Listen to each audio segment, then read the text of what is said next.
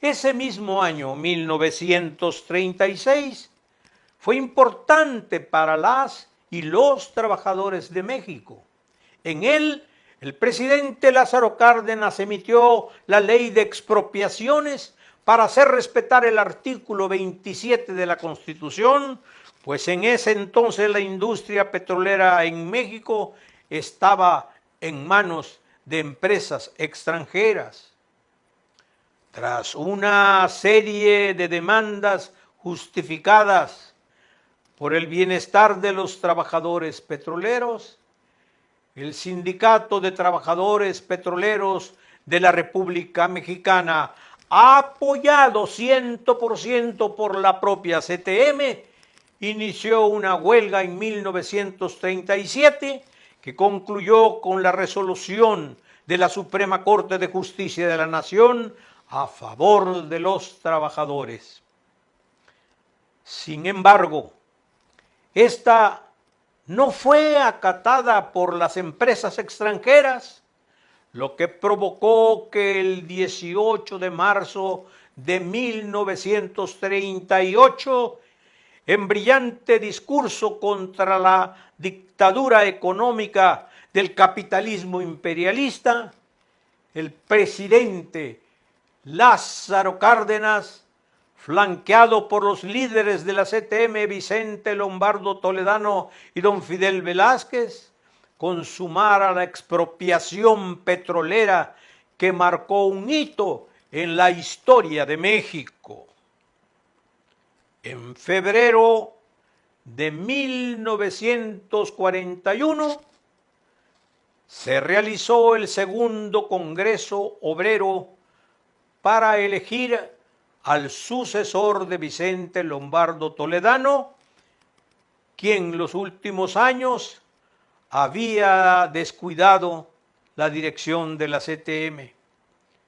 En este Congreso, don Fidel Velázquez resultó electo para el período 1941-1943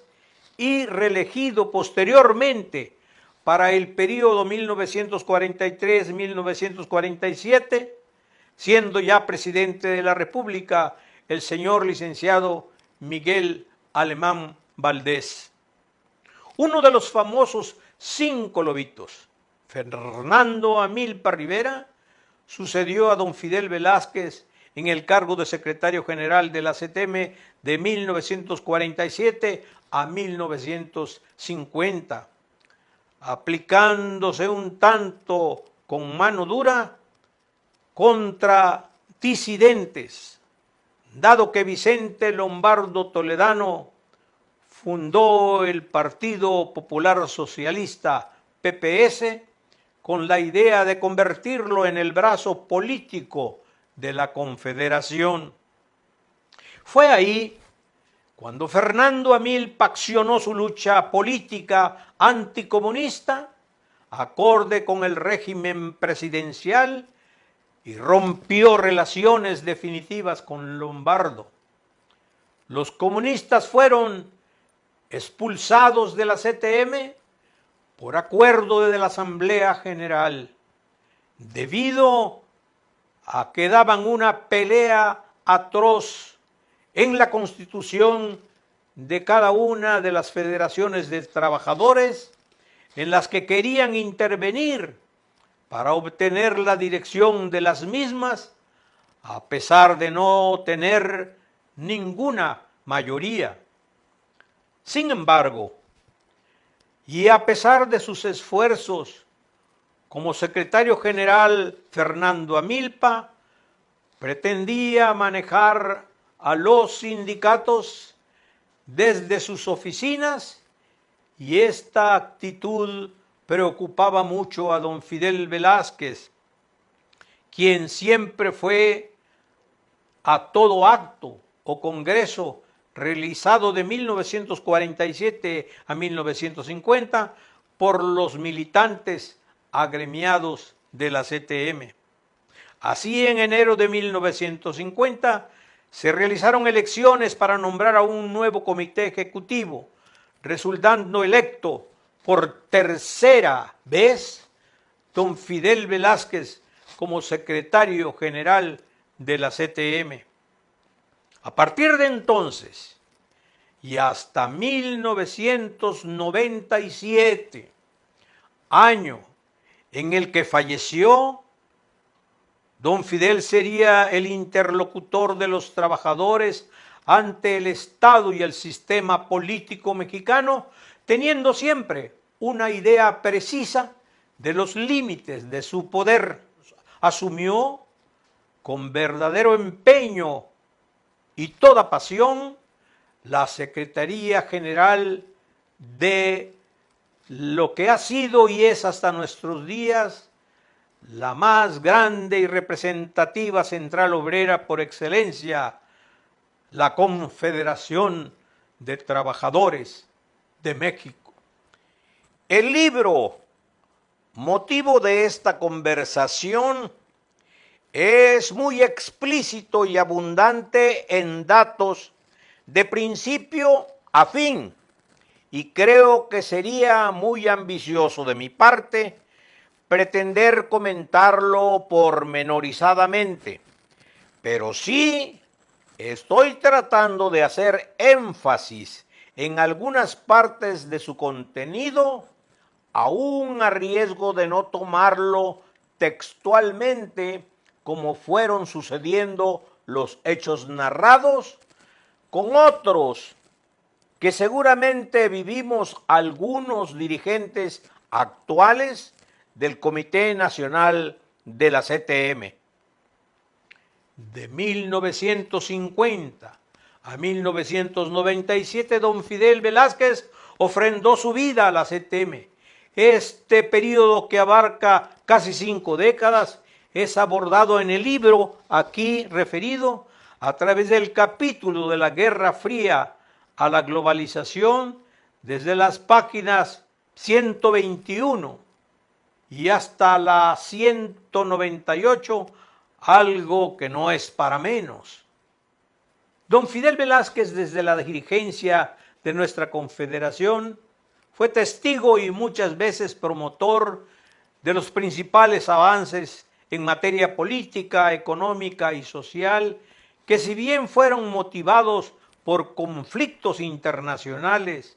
como las diferentes guerras y algunos otros movimientos, dieron lugar hacia la década de los años 90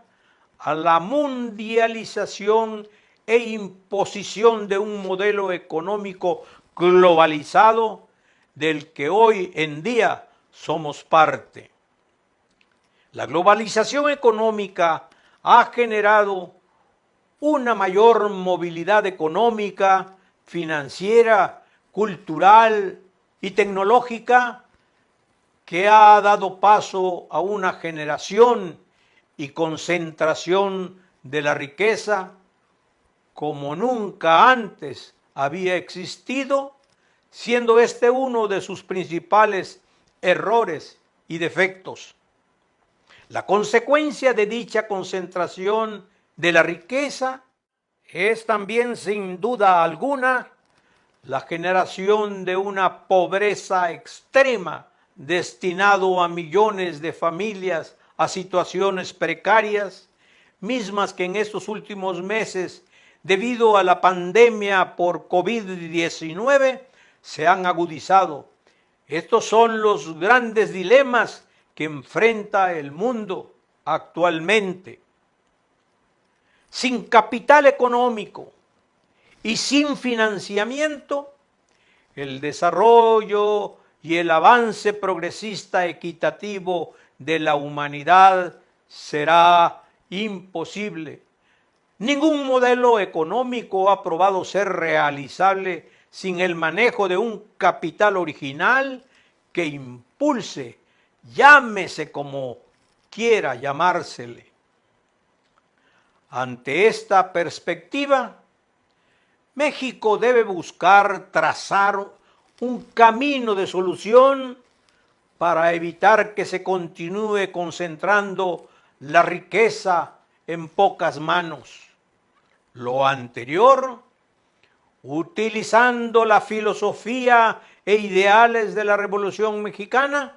algo que sería preponderante hacer de la mano de nuestra Constitución política, de nuestras leyes y por ende del Estado de Derecho que de ella emane. Don Fidel Velázquez, a través del gran compromiso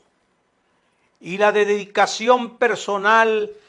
que tuvo durante 47 años, pudo velar en todo momento con su pensamiento y acciones notables por estos ideales al frente del mayoritario gremio obrero mexicano, sin tener ninguna otra aspiración más que brindar a los trabajadores mexicanos las garantías de las que, por derecho y por razones históricas, son y serán permanentes acreedores. A propósito, permítanme platicarles una anécdota que pone en contexto lo que hoy es historia. En una ocasión, durante una entrevista, don Fidel Velázquez le preguntó un periodista a qué se debían sus largos años y permanencia al frente de la CTM, pues desde 1950 en su tercer turno, desde que se fundó la Central Obrera por más de 40 años, había permanecido en el cargo de secretario general, por lo que algunos lo comparaban con Porfirio Díaz. Y la respuesta un tanto festiva de don Fidel fue de gran sorpresa, sobre todo para los jóvenes que le escuchamos, cuando contestó que él nunca había aspirado a ser presidente de la República.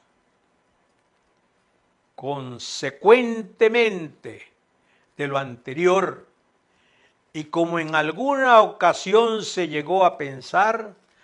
a diferencia de don Fidel Velázquez, el señor Luis N. Morones, quien fuera líder de la CROM, así como también el licenciado Vicente Lombardo Toledano, tuvieron ese sueño, tal vez, de asumir el alto cargo de mayor relevancia en nuestro país. En su arduo trabajo como dirigente de la CTM, Fidel Velázquez planteaba que los trabajadores deberían estar organizados en torno a los salarios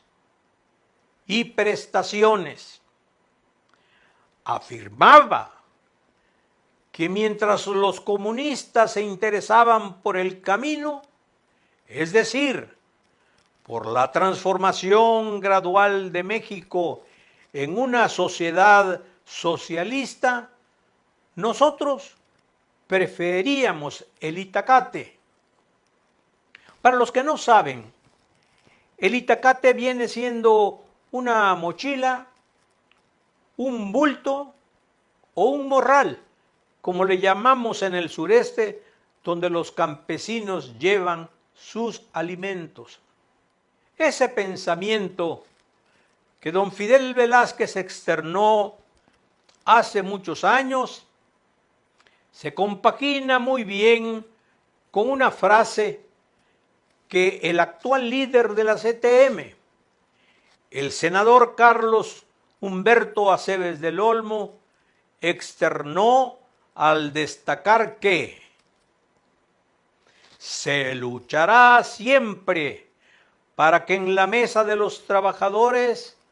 haya siempre alimentos y un poco de dinerito en el bolsillo.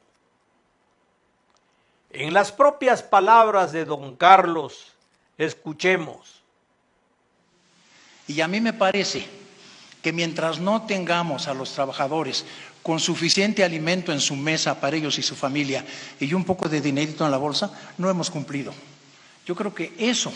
sería más que suficiente para frenar cualquier asonada que hubiera, porque la gente lo que tiene son necesidades.